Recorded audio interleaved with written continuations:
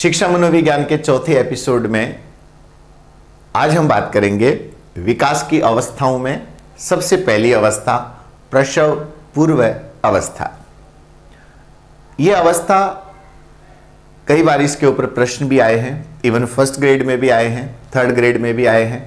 तो एक जनरल इसके बारे में एक ऐसी अप्रोच हम बना लें कि किसी भी एग्जाम में इसका क्वेश्चन आए हमारा पक्का सही हो। इसमें कुछ सिलेक्टेड क्वेश्चंस ही पूछे जाते हैं। प्रसव पूर्व अवस्था कौन सी अवस्था होती है, इसके 3 चरण कौन कौन से होते हैं, एक नवजात शिशु का जब जन्म होता है तो कौन सी विशेषताएं उसमें पाई जाती हैं, कौन कौन से प्रतिवर्त उसमें पाए जाते हैं और कौन से प्रतिवर्त में क्या होता है। ये कुछ बेसिक चीजें हैं जो हम इस छोटे से वीडियो में आज के इस छोटे से एपिसोड में हम लोग इसको पूरा करने वाले हैं। सबसे पहले पूर्व प्रसूति काल यानी प्रीनेटल स्टेज कौन सी अवस्था है। यह हमारे विकास की सबसे पहली अवस्था है। वैसे शिशु अवस्था से तो हम दुनिया में आ जाते हैं, लेकिन अभी हम दुनिया में होकर भी नहीं हैं और नहीं होकर भी हैं। यानी आप इसको ऐसे समझ लीजिए कि यही वो समय है जब वातावरण का प्रभाव हमारे ऊपर पड़ना प्रारंभ हो जाता है। यानी कोई अगर आपसे कहे कि वातावरण का प्रभाव पड़ना कब प्रारंभ होता है, तो उसका सही समय है पूर्व प्रसूति काल, यानी जब हम मां के गर्भ में होते हैं। पूर्व प्रसूति काल को हम इसको प्रसव काल भी कह सकते हैं। जब अभी प्रसव हुआ नहीं है तो प्रसव पूर्व अवस्था भी इसे कहा जाता है। यह गर्भ धारण से लेकर शिशु के जन्म तक का समय होता है, जो एवरेज 270 से 280 दिन की अवधि होती है। ये वो समय होता है जब शिशु मां के गर्भ में रहकर मां से ही पोषण प्राप्त करता है। ऐसे में सबसे महत्वपूर्ण अगर कोई किरदार है तो वो मां है। और मां का जो शारीरिक स्वास्थ्य है, यानी वो शरीर से कहीं बीमार तो नहीं है, कोई ऐसी कोई संक्रामक रोग तो मां को नहीं है, क्या उसको कोई क्रॉनिक डिजीज, कोई असाध्य रोग तो नहीं है, जैसे अगर मां को ट्यूबरक्लोसिस या फिर और कोई HIV ऐसा कोई रोग अगर तो नहीं है। मां का मानसिक स्वास्थ्य, क्या वो मानसिक रूप से एकदम मजबूत है, उसको कोई किसी प्रकार की कोई चिंता का या कोई पर्सनैलिटी से संबंधित या कोई विकासात्मक या कोई न्यूरोलॉजिकल डिसऑर्डर तो नहीं है। तो माता का शारीरिक स्वास्थ्य, मानसिक स्वास्थ्य, उसकी आदतें कैसी है, वह सुबह जल्दी उठती है, लेट तक सोती है, रात्रि में शयन जल्दी करती है, सुबह लेट तक उठती है, कैसी उसकी आदतें, साफ सफाई की आदतें कैसी हैं, उठने बैठने की, खाने पीने की आदतें कैसी है, वो भूखी रहती है या समय पर अपना भोजन लेती है, एक एक चीज इंपॉर्टेंट होती है। तो माता की आदतें, क्या वो पोषण प्राप्त कर रही है। और यहाँ पर आते आते आप समझ लीजिए कि बहुत सारे जो महिलाएं हैं, जो माताएं हैं, वो इस मामले में बड़ी चूजी हो जाती है। मतलब चूज करके खाना, ये खाना है, ये नहीं खाना, ऐसा खाना अच्छा लगता है, ऐसा खाना अच्छा नहीं लगता। हम ये भूल जाते हैं कि ये हम नहीं खा रहे, ये हम उसके लिए खा रहे हैं जिसको अभी हमारी बहुत ज़्यादा ज़रूरत है। और इसी को ध्यान में रखते हुए हमारे पुराने समय के लोग भी आपको ये कहते थे कि भी दूध दही खाना चाहिए, अच्छी चीज़ें खानी चाहिए, फल सब्जियां वगैरह खानी चाहिए, यानी जो चीज़ें अच्छी से अच्छी उपलब्ध हो सकती है। ऐसे समय में यदि माता जंक फूड का सेवन करती है, बहुत ज़्यादा अगर जंक फूड खाती है, तली हुई चीज़ें, मार्केट की जो मिलावटी चीज़ें खाती हैं, तो उसका प्रभाव खुद पर भी पड़ता है और आने वाली संतान पर भी पड़ता है। तो उसका पोषण, क्योंकि अल्टीमेटली जो माँ खा रही है वही पोषण संतान को मिलता है, इसलिए माता का पोषण बहुत महत्वपूर्ण हो जाता है। हाँ, एक चीज यहां समझने वाली है कि जिन माताओं को इस समय भरपूर पोषण नहीं मिलता है, ऐसे में भी शिशु स्वस्थ पैदा होते हैं, क्योंकि माता के शरीर में जो एकत्रित जो वसा है, एकत्रित जो पोषक पदार्थ हैं, शिशु को वो पोषक पदार्थ मिलते जाते हैं। और कई बार हम ऐसे देखते हैं कि माता एकदम मरियल स्थिति में होती है, लेकिन संतान एकदम स्वस्थ पैदा होती है, लेकिन संतान पैदा होने के बाद माता में बिल्कुल भी हिम्मत नहीं रहती। इसके पीछे रीजन यही है कि उसको या तो पोषण उसने लिया नहीं या उसको किन्हीं कारणों से मिला नहीं, क्योंकि इसमें गरीबी है या फिर आप कह सकते हैं पिछड़ापन बहुत बड़ा कारण होता है। कई बार हम देखते हैं कि जैसे ये अलग अलग, जैसे बहुत ही गरीब तबके की जो महिलाएं होती है उनको 2 वक्त का खाना भी समय पर नहीं मिलता। ऐसे में हम इस प्रकार के पोषण की बात करते हैं तो कभी कभी इसमें कमी आ जाती है। लेकिन जिनको मिल रहा है कम से कम वो उस पोषण का अपना विशेष ध्यान रखें।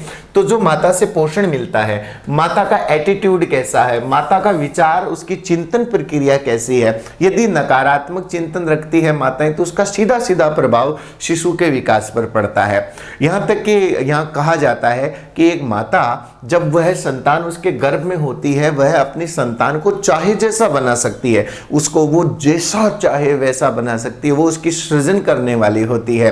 वो चाहे, अगर वो चाहे तो आलसी बना सकती है, वो चाहे तो उसको बहुत ऊर्जावान बना सकती है, वो उसको चिंतनवान बना सकती है, उसको धार्मिक बना सकती है, उसको राक्षस बना सकती है, उसको दुष्ट बना सकती है, उसको संत बना सकती है, उसको विद्वान बना सकती है, उसको चित्रकार बना सकती है। कहते हैं कि नेपोलियन बोनापार्ट की मां जब नेपोलियन गर्भ में थे तो वो घुड़सवारी किया करती थी। अमेरिका में एक महिला का उल्लेख मिलता है जो चाहती थी कि उसकी जो संतान हो वो एक चित्रकार हो। तो जैसे ही उसको पता चला कि संतान उसके गर्भ में है, उसने चित्रकारी करना प्रारंभ कर दिया। अलग अलग प्रकार के जो विद्वानों के जो चित्र होते थे, जो मतलब आर्टिस्ट होते थे, चित्रकार होते थे, उनकी रचनाएं देखना, उनकी कलाकृतियां देखना, खुद रचना बनाना, और बाद में वो व्यक्ति अमेरिका में एक प्रसिद्ध चित्रकार बना। ऐसे एग्जाम्पल्स हमें ये बताते हैं कि ये माता के पास छूट होती है कि वो चाहे जैसे अपनी संतान को बना सकती है, बशर्ते वह इसके लिए भरपूर मेहनत करे। तो माता के स्वास्थ्य, मनोवृत्ति, एटीट्यूड, चिंतन, थिंकिंग, इन सब का, उसके फिजिकल हेल्थ का, उसके मेंटल हेल्थ का, उसकी हैबिट्स का, जो न्यूट्रिशन वो ले रही है, उन सब का बच्चे पर बहुत गहरा प्रभाव पड़ता है। इसलिए बहुत सेंसिटिव अवस्था होती है। इस समय कुछ ऐसी चीजें होती हैं जो गर्भस्थ शिशु पर नेगेटिव इफेक्ट डालती हैं। जैसे अगर कंटेमिनेटेड या जैसे संक्रमित पानी अगर मां पी रही है, संक्रमित भोजन या फिर दूषित भोजन, या वायु प्रदूषण है, या जल प्रदूषण है, या कोई विकिरण रेडिएशन का पोल्यूशन कुछ हो रहा है। जैसे कई बार होता है ना, जैसे आसपास कोई यूरेनियम लीकेज हो गया। जैसे अगर अपन 1984 में भोपाल गैस त्रासदी की बात करें तो वहां पे जब इस प्रकार की जब कोई त्रासदी आती है तो उसका प्रभाव, उसके कारण जो रेडिएशन या उसके कारण जो प्रदूषण होता है उसका प्रभाव भी गर्भस्थ शिशु पर पड़ता है, क्योंकि वो मां के थ्रू शिशु तक पहुंच जाता है। तो ऐसे कारक हैं जो गर्भस्थ शिशु पर नेगेटिव इफेक्ट डालते हैं, प्रतिकूल प्रभाव डालते हैं। उनको विरूप जनन तत्व, या इन इंग्लिश हम उनको टेरेटोजेंस कहते हैं। विरूप जनन तत्व कौन से होते हैं? जो गर्भस्थ शिशु पर नेगेटिव इफेक्ट डालते हैं, उसके रूप को बिगाड़ देते हैं, उसको विरूप बना देते हैं, उनको हम टेरेटोजेंस कहते हैं। इसमें जैसे अगर मां को रूबेला है, या मां HIV पीड़ित है, या अन्य अगर मान लीजिए मां ने संक्रमित लेड का कोई पानी पी लिया, ऐसी कोई भी संक्रामक बीमारी या कुछ और हो तो उसका प्रभाव शिशु पर पड़ता है। जब शिशु का जन्म होता है तब वो कुछ रिफ्लेक्स लेकर आता है, और ये रिफ्लेक्स क्यों दिए जाते हैं? ताकि जब शिशु का जन्म हो तो वह अपने अस्तित्व को बनाए रख सके। यहाँ पे डार्विन आ जाता है। डार्विन कहता है कि प्रकृति सर्वश्रेष्ठ का चुनाव करती है। जब एक शिशु का जन्म होता है तो वह इस दुनिया से लड़ने के लिए, इस दुनिया का मुकाबला करने के लिए तैयार होना चाहिए, और ये कुछ उसके ऐसे अस्त्र शस्त्र होते हैं जिनको लेकर वो इस दुनिया के युद्ध में उतरता है। अगर ये अस्त्र नहीं हो तो उसका शिकार हो सकता है। आप देखिएगा, मनुष्य ही एकमात्र ऐसा जीव है जिसको अपने पैरों पर चलना प्रारंभ करने में 12 महीने लगभग लग जाते हैं। बाकी गाय, भैंस, भेड़, बकरी, इनका आप इनके बच्चे देखिए, जन्म के कुछ घंटों बाद ही वो दौड़ने फिरने लग जाते हैं, क्योंकि मनुष्य के जीवन की संभावनाएं अधिक होती हैं। उसकी केयर करने के लिए दूसरे लोग होते हैं। लेकिन जंगल में रहने वाले जानवरों के जो बच्चे होते हैं उनको कुछ घंटों में ही अपनी मां के साथ चलना पड़ता है, वरना किसी जानवर का वो शिकार हो सकते हैं। लेकिन मनुष्य को भी कुछ योग्यताएं प्रकृति देकर भेजती है, जिन योग्यताओं को हम प्रतिवर्त कहते हैं। ये रिफ्लेक्स उसका जीवन बचाने के काम आता है। जैसे एक रिफ्लेक्स होता है ग्रेस्पिंग।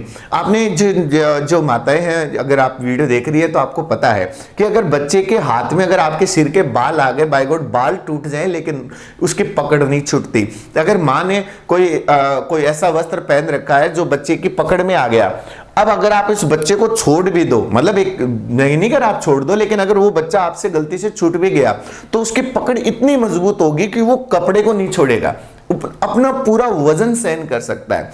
तो जब किसी शिशु का जन्म होता है तो उसको हम नियोनेट कहते हैं। जब भी किसी शिशु का जन्म होता है तो उसको हम नियोनेट कहते हैं। नियोनेट का मतलब होता है नवजात शिशु।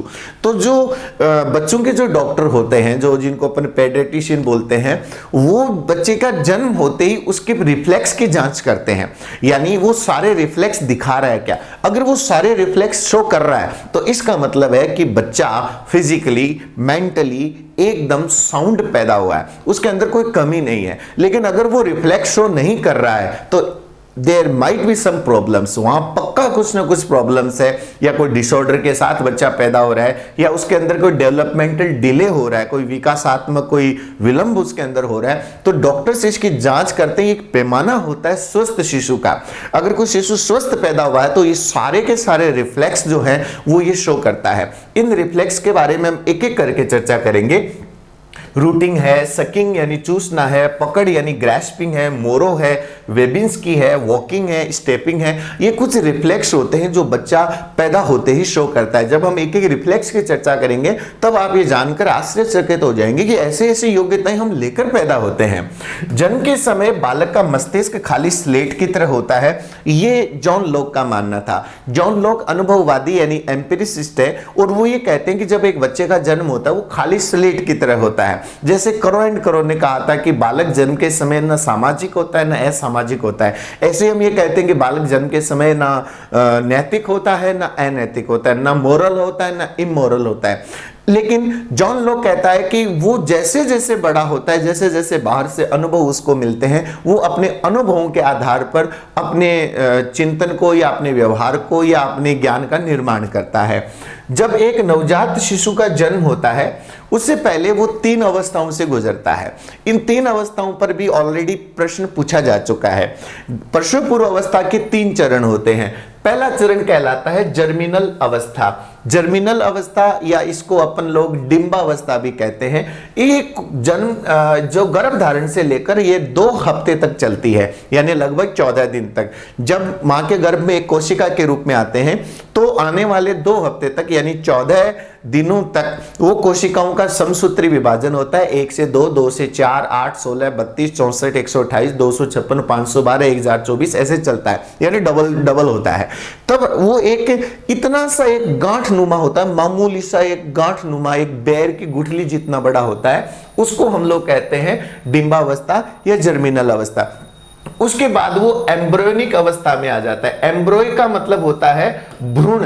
अब वो भ्रूणावस्था में आता है, और भ्रूणावस्था 3रे हफ्ते से लेकर 8वें हफ्ते तक, यानी 1 महीने में हम 4 हफ्ते मान दें 7 चौके 28 के हिसाब से, तब हम ये कह सकते हैं कि 2 हफ्ते से 2 महीने तक का जो शिशु होता है वो एम्ब्रियोनिक स्टेज में होता है। और जब वो एम्ब्रियो यानी भ्रूण की अवस्था में होता है तब उसके मस्तिष्क का कुछ मोटा मोटा भाग डेवलप हो जाता है, उसकी रीढ़ की हड्डी का कुछ हिस्सा जो होता है वो डेवलप होने लगता है, बाकी शरीर का कोई आकार नहीं होता।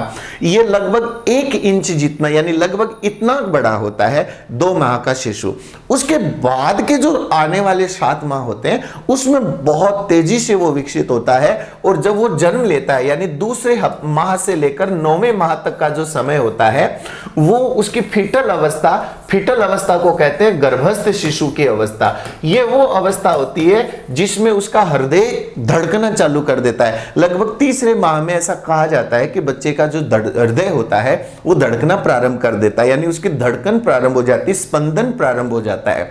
इसलिए ये जो आपका पीसीपीएनडीटी जो एक्ट होता है जिसमें गर्भस्थ शिशु का जो अपन जैसे अबॉर्शन के जो एक्ट होते हैं, इसके अंदर ये कहा गया है कि स्पंदन प्रारंभ होने से पहले अगर अबॉर्शन होता है तो उसके अलग सजा, अगर वो अबॉर्ट कर देता है तो उसकी अलग सजा है, और स्पंदन प्रारंभ होने के बाद अगर कोई अबॉर्ट करता है तो उसकी अलग सजा है। क्यों? क्योंकि स्पंदन प्रारंभ हो गया, इसका मतलब है कि इसमें जीवन आ गया है। अब ये जो जीवन है ये पूर्ण विकसित हो सकता है, अगर आप उसको गर्भ में नहीं मारेंगे तो ये पूर्ण विकसित शिशु बनेगा।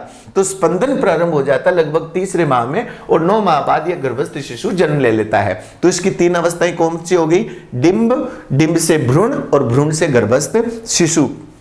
पहली जन्म से गर्भ धारण से 2 हफ्ते तक, फिर 2 हफ्ते से 2 माह तक, और 2 माह से जन्म होने तक, ये 3 अवस्थाओं में एक गर्भस्थ शिशु का विकास होता है। जब एक शिशु जन्म लेता है वो नियोनेट कहलाता है, और आपने देखा होगा जैसे नॉर्मली हॉस्पिटल में आईसीयू होता है, लेकिन जहां शिशुओं का जन्म होता है वहां एक स्पेशल आईसीयू होता है जिसको कहते हैं एनआईसीयू। एनआईसीयू का मतलब होता है N for neonate, neonate ICU, यानी ऐसी आईसीयू जिसके अंदर नियोनेट बच्चों को रखा जाता है। कई बार ऐसा होता है कि प्री मेच्योर बच्चों का भी जन्म होता है, तो प्री मेच्योर बच्चों को जन्म में अगर उनके कोई दिक्कत आ रही है तो उनको एक विशेष प्रकार के उपकरण में रखा जाता है जिसे कहा जाता है इंक्यूबेटर।